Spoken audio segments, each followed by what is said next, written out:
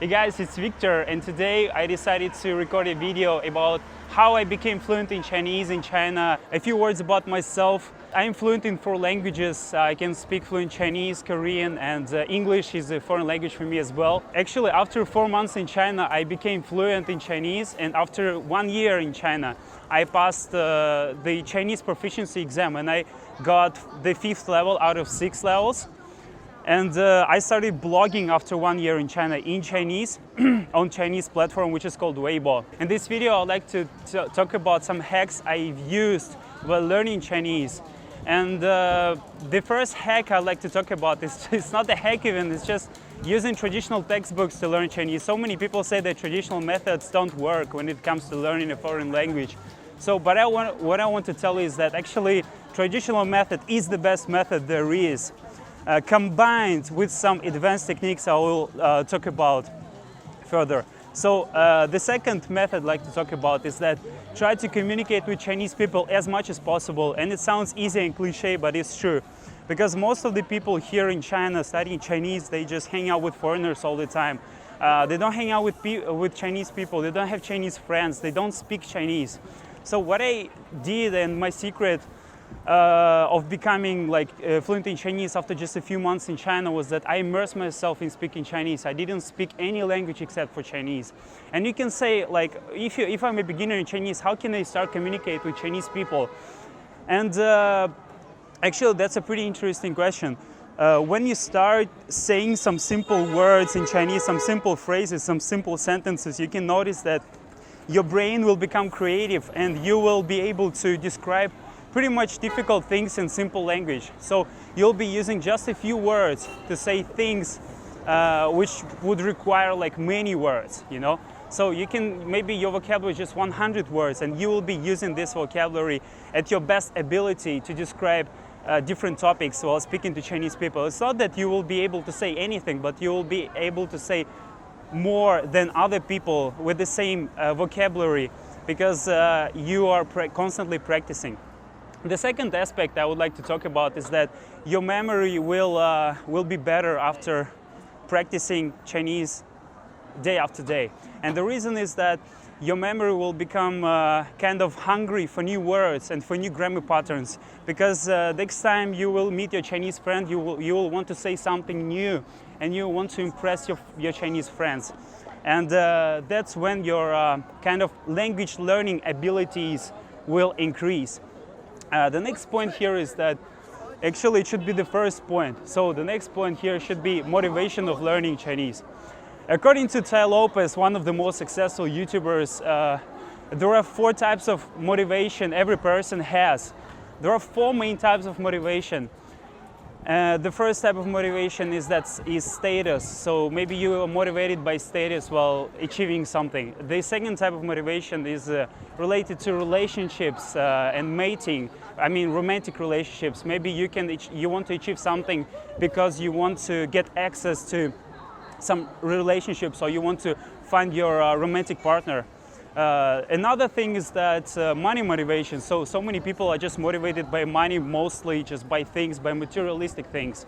And the next type of motivation is freedom. Do you like to travel? Do you like to be always free and not be restricted by working at some place and by just living in one particular place for the whole life? So these are the 4 types of motivation, and the most important thing here is you need to choose your own type of motivation. Why are you motivated to learn Chinese in the first place? Why are you motivated to learn a foreign language in the first place? To be honest with you, the first time, as you can see from my videos, actually, I was pretty interested in dating Chinese girls. That was one of my reasons. Although it was not my priority, because I started learning Chinese because China is one of the biggest economies in the world, and my biggest motivation was money. But after I came to China, it's not that I changed my motivation, but I've got a new kind of motivation, which is related to finding a romantic partner, and it's motivation related to romantic relationships. And the thing is that since I became motivated by this, and we're in Harbin, there are not so many people speaking English here, I found I started interacting with the girls mostly in Chinese, and I started speaking to them when I could not speak almost. So I just started introducing myself in Chinese, just saying some simple words and this kind of thing. And this is one of the good ways to it was really a good way to practice. And I cannot say that I studied for many hours every day. I cannot say that, yeah, I studied for 5 hours. I just studied for a few hours here and there. Yes, I studied. I was on a program. I didn't miss any class. But I cannot say that I did every kind of homework and I was a perfect student with the perfect scores. I was far from it, but I was practicing more than anyone else. That's why I became more fluent. I mean, I became better in terms of speaking Chinese, better than all of my classmates and all the people I know. So this was kind of a reason why I became fluent in Chinese. For you, maybe it's money motivation. Maybe you're motivated by money, so you can learn Chinese to acquire wealth and to acquire some business relationships and to meet some new people. What keeps you motivated? Choose the reason. Choose motivation. So next point is that just a little bit about what kind of methods, like practically, what did I use to study Chinese? The first one, as I told you, it was books. Second one, I watched videos, and I used an online course which is called ChineseClass101.com. I'll put the link of this course down below. So another method, I was just practicing with, as I told you, I was just practicing every day with Chinese people, and I was kind of avoiding talking to foreigners. It was kind of a way to go for me. That's why I became fluent. Just a few words about ChineseClass101.com. So I've been an affiliate for this company for a few years, and I created a review of this online course a few years ago, the first time when I started learning Chinese using this course. And I can say that combined with other methods of learning Chinese, ChineseClass101.com is a really effective method. And the reason is that what I like the most about this course, I will not tell you like about videos and about flashcards they have and about like different tools they have for learning Chinese, about PDFs.